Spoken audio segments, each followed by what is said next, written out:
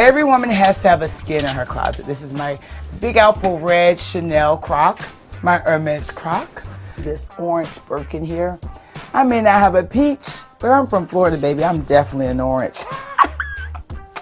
Welcome back. The conversation about what's now known as the Black women's luxury movement is getting a whole lot of attention, especially with the constant posting of name brands and high-end goods across social media. So are these edited lifestyles motivational, stress-inducing, or even depressing? Here to talk about it, our very own Kennedy Rue, realtor Tiana Harrison, and content creator Tony Brienne. Thank you so much, ladies, for joining us.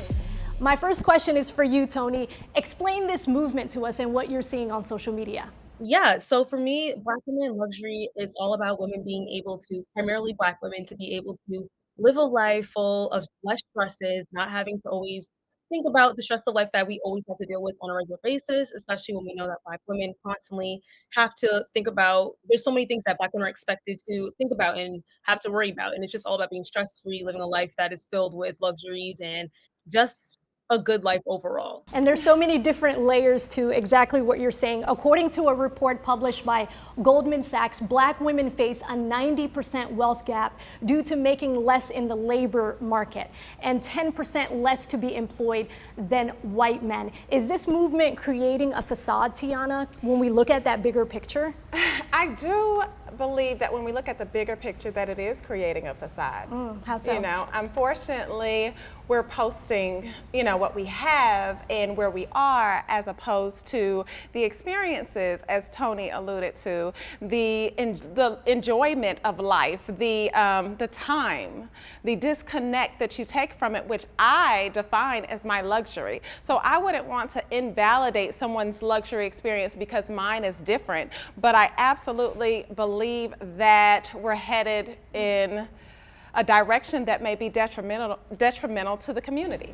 Is that because we're viewing luxury from a one-dimensional standpoint? How should we view luxury, Kennedy, in the greater definitions of it? Yeah, well, I think that luxury should be defined as a form of radical self-care, in terms of you taking control of your life and really indulging in some of those pleasures, those passions that interest you. But I don't think we should quantify luxury in terms of maybe it being a Chanel bag or a car or home. Luxury doesn't have to conform to these parameters of consumerism, but I get it, we're a consumer society, that's what we do. It stresses the need for us to follow in each other's footsteps, to keep up with the Joneses, to keep up with the Kardashians. Tiana, you're always talking about financial literacy and the importance of budgeting and things like that. When we really look at Black women being so much in debt more than any other group, how does this kind of play into that?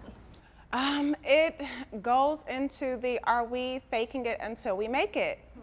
Are we overcompensating in areas where there are insecurities?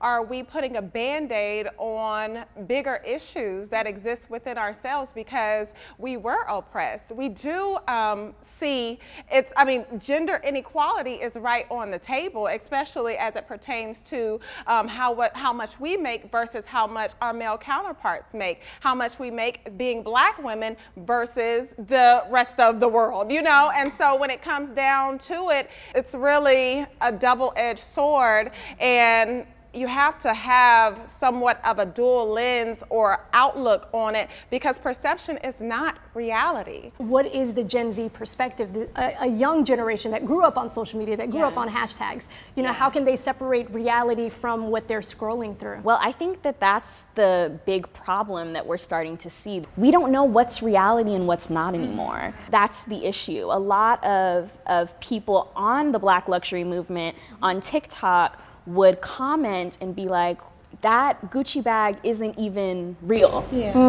So it's hard to sift through and find what is real, what to believe in, what not to. I do believe that the Black luxury women's movement is aspirational and should be looked at as such, but I do also believe that it could be detrimental to our overall self-esteem. There definitely is a balance. It could be inspirational, then also detrimental. And speaking from someone that is a part of Gen Z, I definitely will say it sometimes can get intimidating when you see women as young as me, 21 years old, and they have like the latest car. They have this they have an apartment at a luxury apartment, and they're just doing so well for themselves. But at the same length, I also look at that as inspiration for myself, and I think other women, young women primarily, will look at that as inspiration because in previous generations and looking at our parents, a lot of the times all we saw was just our parents, our moms, our dads just working so hard, and being able to see women at such a young age being able just to live life. That is what I think. I would always say it overpowers, inspiration overpowers more than the detriment of the Black women in luxury movement. I want to bring in a quote into this conversation. Malcolm X said, "The most disrespected person in America is the Black woman. The most unprotected person in America is the Black woman. The most neglected person in America is the Black woman." For a woman who may feel like, you know, these are things that I am worthy of, these are things that I deserve, especially with everything we've been through as Black women, what do we say to her? We comfort her, we still celebrate her, we understand that we are a double minority in a world that continues to oppress us. A lot of the times, Black women that aren't considered Black women in luxury, or they feel they can't, reach that. I feel as if they kind of look at Black women in luxury as like braggers, or they think they're better than. And I feel like it shouldn't be looked at as that. I feel that Black women as a whole should definitely be able to reach that level and be able to be happy for others that did reach the level. Tony, Kennedy, Tiana, thank you all so much for describing this movement, everything that comes with it, the pros, the cons, the good and the bad, and hopefully our viewers also enjoy your perspectives. Thank you all for being here.